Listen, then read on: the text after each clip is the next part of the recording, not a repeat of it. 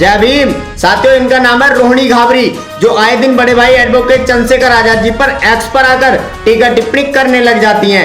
इनके कहने का मतलब यह है कि बड़े भाई एडवोकेट चंद्रशेखर आजाद जी ने इनके साथ यौन शोषण किया, इन्हें इस्तेमाल किया और छोड़ दिया। और हाँ, मजे की बात ये देखिए, इन्हें 2023 तक ये पता नहीं चला कि चंद्रशेखर आजाद जी की शादी हो चुकी है और उनके पास एक बेटा भी है। नहीं आया 2024 में जब चंद्रशेखर आजाद जी सांसद बन गए, तब शायद आपको याद आया, तो रोहिणी घाबरी को याद आता है कि चंद्रशेखर आजाद जी ने मेरे साथ यौन शोषण किया। और हाँ, मैं पूछना चाहूंगा रोहिणी घाबरी जी से, क्या रोहिणी घाबरी जी आपके सर में चोट लग गई थी, या आपको किसी ने किडनैप कर लिया था, या आपकी याददाश्त चली गई थी, या आपको अभी याद आया है कि हाँ, रोहिणी घाबरी के साथ चंद्रशेखर आजाद जी ने यौन शोषण किया? अरे आप अच्छी खासी पढ़ी लिखी समझदार हैं, लेकिन हरकतें अनपढ़ों वाली कर रही हैं। अगर कोई भी व्यक्ति किसी के साथ शोषण करता है या उसके साथ अत्याचार करता है, तो वह व्यक्ति कोर्ट जाता है, थाने जाता है, कचहरी जाता है, ना कि एक्स पर आकर ट्वीट खेलता है और उसको पट्टी का टिप्पणी करने लग जाता है और चिल्लाने लग जाता है कि मुझे न्याय दो, मुझे न्याय दो। सोशल मीडिया से न्याय नहीं मिलता।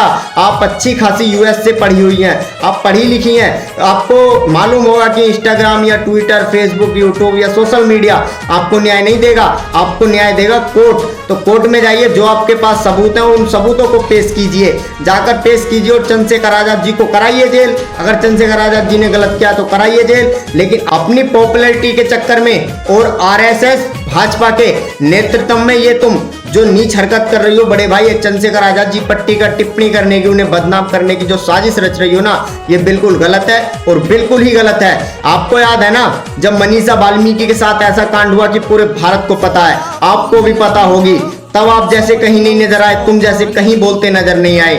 तब आपको याद है ना, चंद्रशेखर आजाद नाम जो 3-4 घंटे गाड़ी चलाकर, मोटरसाइकिल चलाकर खुद उस परिवार से मिलने पहुंचा, जितना उससे हुआ उसने किया। और तुम जैसे आकर बड़े भाई एडवोकेट चंद्रशेखर आजाद जी पर आकर टीका टिप्पणी करने लग जाते हो। क्या तुम्हारे कहने से चंद्रशेखर आजाद जी के ऊपर टीका टिप्पणी करने से उनकी छवि खराब हो जाएगी? नहीं, छवि तुम सिर्फ अपनी खराब कर रही हो। वो कहते हैं ना, अगर किसी की बेटी या किसी की बहू या किसी की बहन पर दाग लग जाता है ना, तो उन्हें कोई नहीं अपनाता और उनसे ये सवाल किया जाता है कि ये तुम्हारे साथ ऐसा हुआ क्यों? अगर तुम्हारे साथ सच में ऐसा हुआ है तो कोर्ट जाओ, वहां से अपनी न्याय की गुहार लगाओ, जितने सबूत हैं उन्हें पेश करो, चंद्रशेखर आजाद जी को जेल कराओ। और तुम क्या करती हो? सुबह उठती हो, खाना खाती हो और एक्स पर आ जाती हो और करने लग जाती हो मुझे न्याय दो, न्याय दो, न्याय दो। ऐसे नहीं होगा।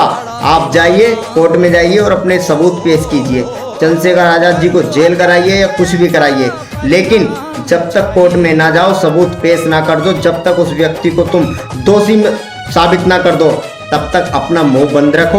और ये एक्स और ट्वीट से कुछ नहीं होने वाला, क्योंकि उस व्यक्ति ने हर जगह उस समाज का साथ दिया है। जिस समाज के साथ कोई खड़ा नहीं होता, उस समाज के साथ चंद्रशेखर आजाद खड़ा होता है, याद रख लेना।